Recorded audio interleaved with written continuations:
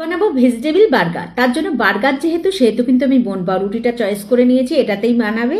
কারণ বার্গার সেহেতু বন পাউরুটিটাই কিন্তু এটার সাথে যাবে। আর তোমরা কোয়াটার দিয়ে স্লাইস করা পাউরুটি দিয়েও করতে পারো, কিন্তু মানে স্লাইস করা পাউরুটি দিয়ে করলে আবার সেই স্যান্ডউইচ স্যান্ডউইচ মনে হবে, তাই না?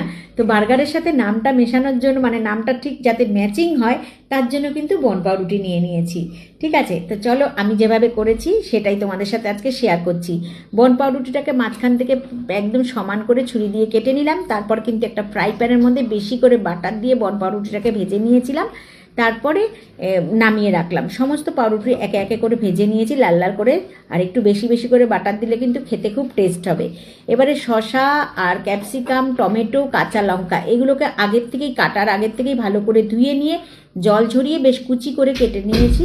একটা বড় বোলের মধ্যে নিয়ে নিলাম, তার মধ্যে দিয়ে দিলাম সমস্ত সবজিগুলোকে আমি মিক্সড করে নিলাম। একটু গাজর কুচিও দিয়েছি, গাজর কুচি, ক্যাপসিকাম কুচি, একটু লঙ্কা কুচি আর শসা দিয়ে দিয়েছি। যেহেতু শনিবার পেঁয়াজ দিইনি। আর তোমরা চাইলে এখানে চিকেনও অ্যাড করতে পারো সেদ্ধ করে, ভালো লাগবে খেতে। এবারে আমি বেশি করে মেয়োনিজ দিয়ে দিলাম, পরিমাণ মতো নুন দিয়ে দিলাম একটু টেস্টের জন্য, টেস্ট অনুযায়ী।